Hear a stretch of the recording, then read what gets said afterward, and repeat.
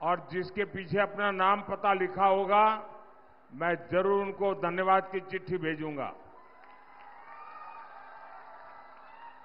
लेकिन अब बीच में मुझे परेशान मत कीजिए। जिसको देना है तुरंत दे दीजिए, छुट्टी कर दीजिए। एकदम पीछे कोई बच्चा रह गया है, कोई जरा उसकी मदद करे, उसका आगे पहुंचा दीजिए। मैं बहुत बहुत धन्यवाद आभारी हूं आपका कि आप और कोई चित्र बना के लाता है, मतलब 2-3 दिन उसने मेहनत की होगी। ये प्यार अद्भुत है जी, ये प्यार मैं कभी भूल नहीं सकता हूं।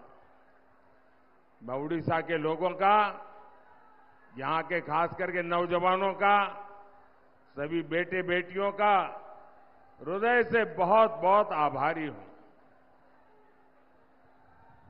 भाइयों और बहनों, मोदी की गारंटी पूरे देश का ये अभूतपूर्व भरोसा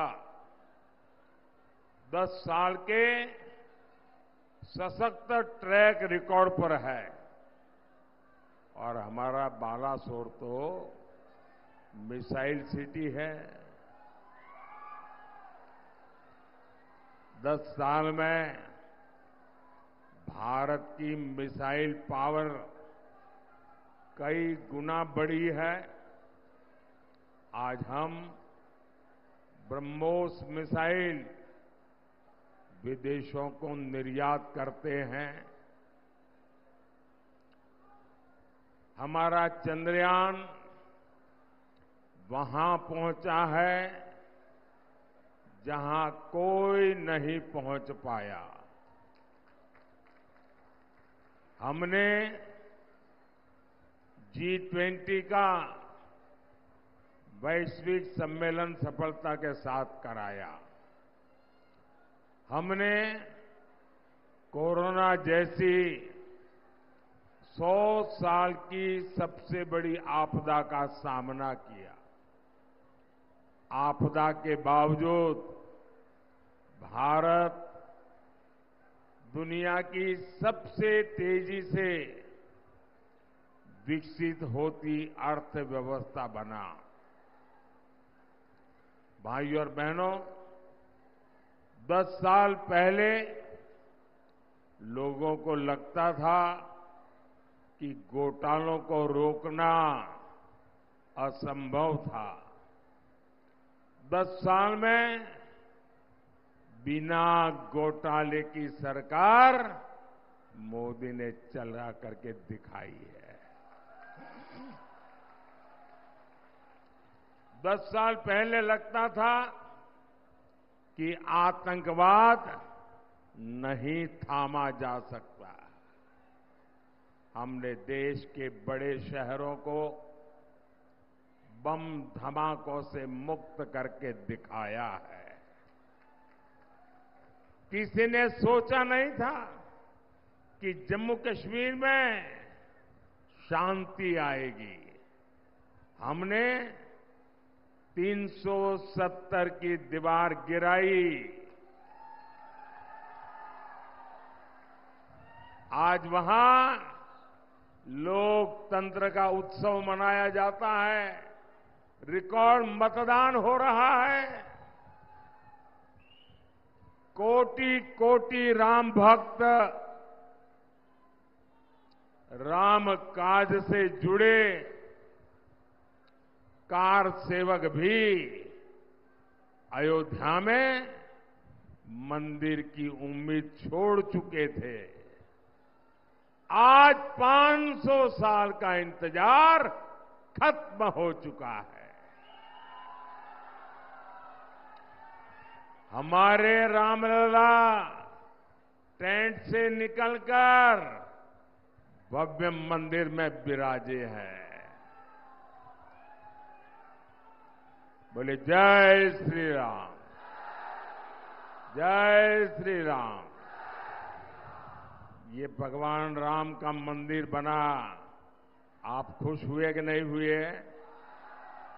500 साल के हमारे सारे पूर्वज हमें आशीर्वाद देंगे कि नहीं देंगे? साथियों, समय का अभाव है, इसलिए अभी जो मैंने बताया ना, वो तो ट्रेलर है, ट्रेलर।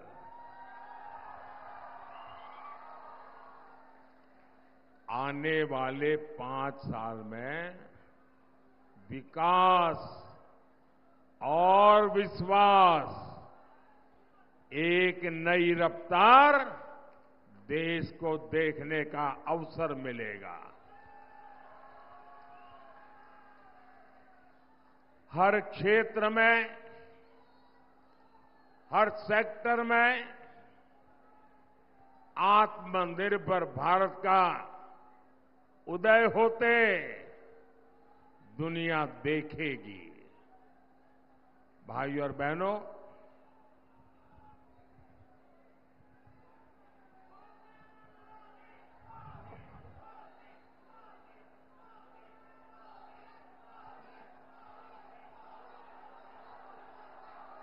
बीते दिनों ओडिशा के करीब करीब हर क्षेत्र में मुझे जाकर के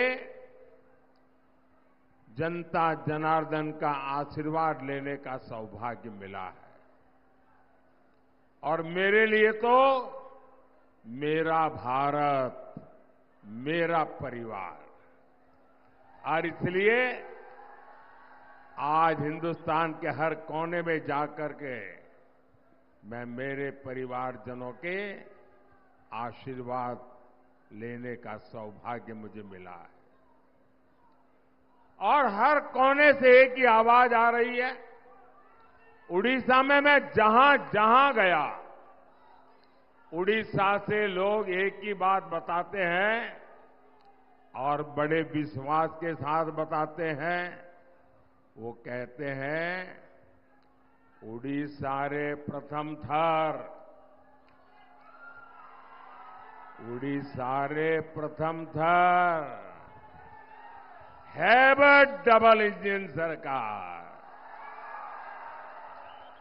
उड़ीसा रे प्रथम थर, हैव अ डबल इंजन सरकार। पूरे उड़ीसा में एक ही मत है, एक ही सोच है। ओडिया अस्मिता और ओडिशा के विकास के लिए दुई थरा पद्मा, दुई थरा पद्मा, दुई गुना विकास। मेरे साथ बोलेंगे, दुई थरा पद्मा, दुई थुरा पद्मा, दुई थरा पद्मा। दिल्ली और भुवनेश्वर दोनों जगह जब भाजपा सरकार होगी तो विकास भी तेज होगा। इसलिए इस बार लोकसभा सीट पर बीजेडी उम्मीदवार को लोग वोट देने का नाम नहीं ले रहे। लोगों को लगता है कि बीजेडी वालों को वोट दिया तो बेकार जाएगा। और हमें उड़ीसा वाले लोग वोट बेकार होने देना नहीं चाहते हैं। लोग कहते हैं कि जिसकी दिल्ली में सरकार बन रही है उसी को वोट देंगे। सही है ना? सही है ना? साथियों, आपने बीजेडी को 25 साल दिए, 25 साल,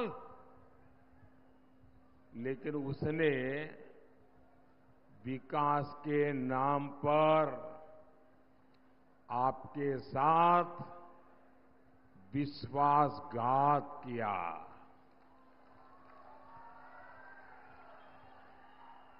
देश के कितने ही राज्य हैं जो इसलिए समृद्ध है क्योंकि वहां बड़ा समुद्री तट है, क्या ओडिशा में समुद्री तट की कमी है क्या?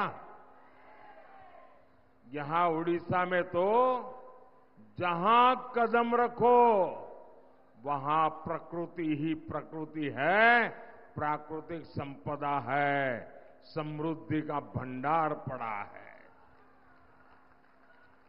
उड़ीसा सिर्फ इसलिए गरीब है क्योंकि इसको पहले कांग्रेस के नेताओं ने लूटा और फिर 25 साल बीजेडी के नेता लूट रहे हैं। भाइयों और बहनों, ओडिशा में अरे नई इंडस्ट्री तो छोड़िए, पहले जो यहां इंडस्ट्री लगी थी वो भी बंद हो गई। सालों साल यहां सड़कें नहीं बनी, रेल कनेक्टिविटी, पोर्ट कनेक्टिविटी बन ही नहीं पाई। जो काम हुए हैं उनमें से ज्यादा काम बीते 10 साल में भाजपा सरकार ने किए हैं। आपको याद होगा यहां नीलगिरी रेलवे स्टेशन से पैसेंजर ट्रेन नहीं चलती थी, तो ये हमारे सारंगी जी को आपने चुना और आज ट्रेन चल रही है। आज उड़ीसा के अनेक रेलवे स्टेशनों का कायाकल्प हो रहा है। मैं आपको विश्वास दिलाता हूं, यहां उड़ीसा में भाजपा का मुख्यमंत्री बनते ही यहां के जो इतने अच्छे बीज हैं इनके कायाकल्प करने पर काम शुरू होगा। उड़ीसा में तीर्थ यात्रा और समुद्री पर्यटन की हर संभावनाओं को तलाशा जाएगा, तराशा भी जाएगा। भाइयों और बहनों, बीजेडी सरकार ने हमारे मछुआरे साथियों के लिए भी कुछ नहीं किया। यहां मछली का इतना बड़ा मार्केट है लेकिन इंफ्रास्ट्रक्चर बेहाल है। मोदी पहली बार पीएम मत्स्य संपदा योजना लेकर आया है। इससे मछुआरों के लिए नाव खड़ा करने की सुविधाएं बन रही हैं ताकि मछली बर्बाद न हो। और ये भाजपा सरकार है जिसने देश में पहली बार फिशरमैन के लिए, मछुआरों के लिए अलग मिनिस्ट्री बनाई, अलग मंत्रालय बनाया है। हमने मछुआरों को भी किसान क्रेडिट कार्ड दिया। ये भाजपा सरकार है जिसने मछुआरों का बीमा 2 लाख से बढ़ाकर 5 लाख किया है। ये भाजपा सरकार है जो मछुआरों की नावों को आधुनिक बनाने के लिए मदद कर रही है। आने वाले 5 साल में हम फिशरीज सेक्टर को और मजबूत बनाने वाले हैं। हम मछली और दूसरे सी फूड के एक्सपोर्ट पर और प्रोसेसिंग पर विशेष बल देने वाले हैं। हम सीवीड और मोती की खेती को बढ़ावा देने वाले हैं। ओडिशा भाजपा ने भी मछुआरों को 10,000 रुपया देने की गारंटी दी है। भाइयों और बहनों, बीजेडी नेताओं के भ्रष्टाचार ने ओडिशा के किसानों को बर्बाद कर दिया। जिन बीजेडी नेताओं के पास कभी साइकिल नहीं थी, आज लंबी लंबी गाड़ियों में टहलते हैं। इन लोगों ने किसानों की सहकारी समितियां में भी घोटाला कर दिया। बीजेडी के नेताओं ने किसानों के नाम पर फर्जीवाड़ा करके लोन ले लिया। लोग कहते हैं इस घोटाले से ही बीजेडी नेता चुनाव लड़ रहे हैं, मतलब आपके ही पैसे मार लिए। धान मंडी में जाओ, ये लोग आपकी आय में भी कटनी करते हैं, छटनी करते हैं। जो घोषित एमएसपी है वो तक पूरा नहीं देते। भाजपा सरकार ये सारे खेल बंद करेगी और ओडिशा भाजपा ने गारंटी दी है, धान का एमएसपी 3,100 रुपये क्विंटल दिया जाएगा। कितना, जरा आप बताएंगे मैंने कितना कहा? जरा बोलिए कितना, जरा उधर से बोलिए कितना। क्या आप गांव-गांव जाके किसानों को एक बात बताएंगे? हर किसान को बताएंगे? ये मुद्दा उनको तक पहुंचाएंगे? हम 3100 रुपया देंगे, इतना ही नहीं, 48 घंटे में आपका पैसा बैंक खाते में जमा हो जाएगा। साथियों, मोदी की हर गारंटी 100% पहुंचती है। कोई घोटाला नहीं, कोई बिचौलिया नहीं। यहां किसानों के बैंक खाते में सीधा पैसा आता है, ये मोदी भेजता है। यहां जो गरीबों के पक्के पीएम आवास बने हैं, इसके लिए पैसा मोदी भेजता है। घर घर मुफ्त चावल मिल रहा है, इसका पैसा मोदी भेजता है। इन सारे कामों से सबसे बड़ी चिंता अगर किसी की खत्म हुई है तो ये मेरी माताओं बहनों की चिंता खत्म हुई है। अब मोदी की एक और गारंटी है। मोदी 3 करोड़ बहनों को लखपति दीदी बनाने जा रहा है। 3 करोड़, हमारे देश में 3 करोड़ दीदी, और वो भी नए लखपति दीदी बनना मतलब यानी हर साल 1 लाख रुपए से अधिक की आय होगी, ऐसी दीदियां हमारे देश में बनेगी। ओडिशा भाजपा ने सुभद्रा योजना के तहत बहनों को आर्थिक मदद देने की शानदार गारंटी दी है। इससे भी बहनों को बहुत मदद मिलेगी। साथियों, आज उड़ीसा के लोगों के सामने मैं एक संवेदनशील मुद्दा उठा रहा हूं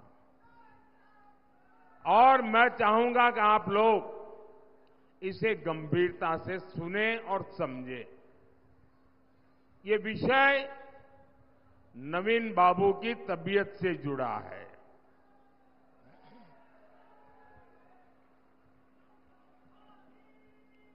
आज नवीन बाबू के शुभचिंतक ये देखकर परेशान है कि पिछले 1 साल में नवीन बाबू की तबीयत लगातार गिरती जा रही है, बिगड़ती जा रही है।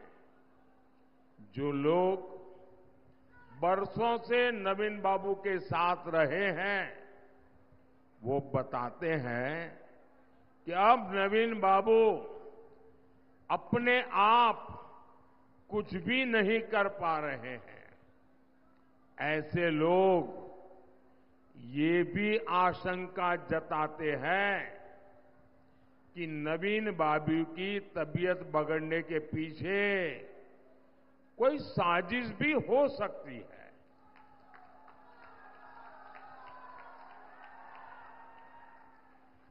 ये लोगों की आशंका है, तो आप मुझे बताइए, उसकी जांच होनी चाहिए कि नहीं होनी चाहिए? होनी चाहिए कि नहीं होनी चाहिए? सारी सच्चाई सामने आनी चाहिए कि नहीं आनी चाहिए? और इसलिए 10 जून को जब बीजेपी की सरकार बनेगी, भाजपा की सरकार बनेगी और उड़िया मुट्ठी में से निकला कोई बेटा या बेटी 10 जून को शपथ लेने वाला है। सरकार बीजेपी की बनने वाली है, भाजपा की बनने वाली है। और भाजपा की सरकार बनने के बाद एक स्पेशल कमेटी गठित की जाएगी। ये कमेटी जांच करेगी कि अचानक नवीन बाबू की तबीयत 1 साल में ऐसे कैसे गिर गई, ऐसी खराब कैसे हो गई, और जांच कर करके सारी सच्चाई देश और उड़ीसा के लोगों के सामने लाएगी। भाइयों और बहनों, 4 जून को बीजेडी की विदाई तय है। 10 जून को यहां भाजपा का मुख्यमंत्री शपथ लेगा और मैं आप सबको निमंत्रण देने आया हूं। भाइयों बहनों, भाजपा सरकार बनने के बाद पिछले 25 साल में यहां जो जो घोटाले हुए हैं, उसके पहले कांग्रेस ने जो जो घोटाले किए हैं, हर एक का कच्चा चिट्ठा खोला जाएगा, जांच की जाएगी। किसने लूटा है, कहां से लूटा है, कब लूटा है, ये सारा का सारा निकाला जाएगा। और ये मोदी की गारंटी है। भ्रष्टाचारियों से पाई पाई वसूली जाएगी और ये मोदी की गारंटी समझिए, जिसका लूटा है उसको लौटाया जाएगा। आपकी हर आकांक्षा पूरी हो, उसके लिए भाजपा के हमारे जितने भी असेंबली के लिए उम्मीदवार खड़े हैं, उनको एमएलए बनाकर भुवनेश्वर भेजना है। जो एमएलए के कैंडिडेट हैं, एमएलए के कैंडिडेट जरा आगे आ जाए। एमएलए के सारे कैंडिडेट आगे आ जाए।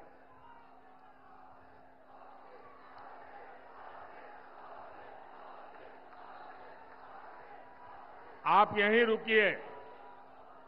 अब भद्रक से हमारे साथी अभिमन्यु सेठी जी, उनको भी संसद भेजना है। अभिमन्यु जी आइए।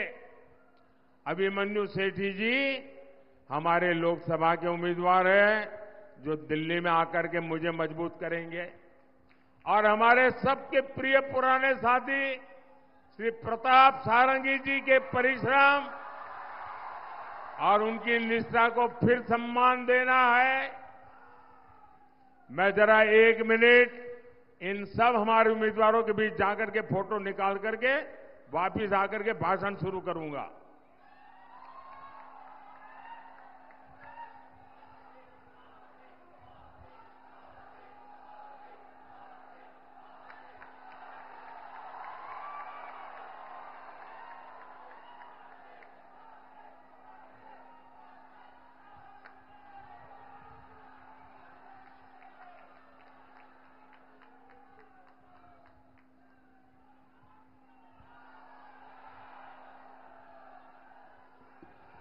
साथियों, हमारे इन सभी उम्मीदवारों को कमल के निशान पर बटन दबाकर रिकॉर्ड वोटों से विजयी बनाना है। जो भुवनेश्वर जीत करके जाएंगे वो उड़ीसा का भाग्य बदलेंगे, जो दिल्ली जीत करके आएंगे वो उड़ीसा का भी भाग्य बदलेंगे, देश का भी भाग्य बदलेंगे। तो आप ज्यादा से ज्यादा मतदान कराएंगे, हर पोलिंग बूथ में जिताएंगे। अच्छा, मेरा एक काम करेंगे,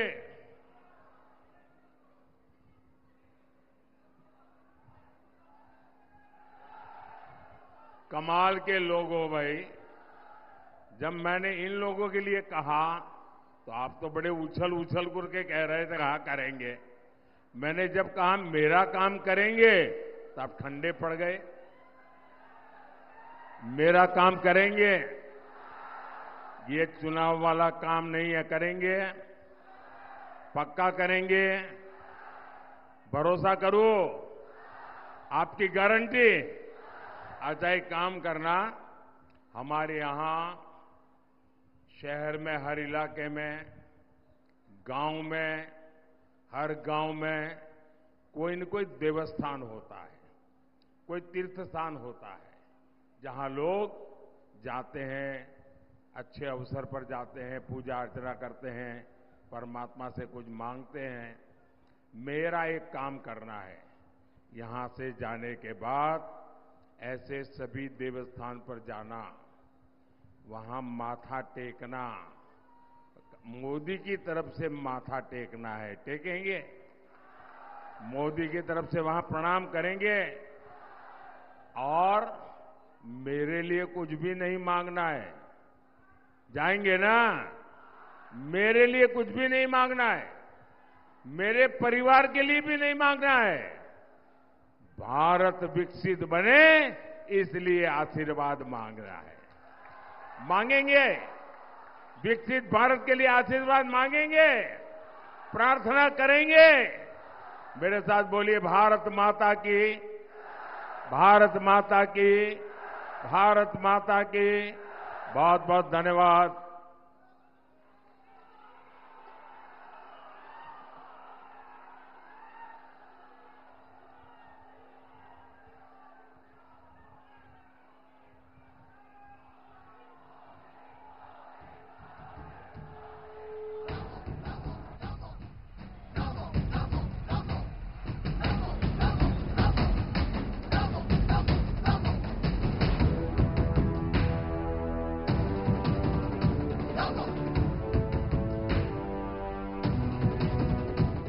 हुंकार एक भरो भरो, धरा का हित करो करो, पाप से लड़ो लड़ो, आगे तुम बढ़ो बढ़ो।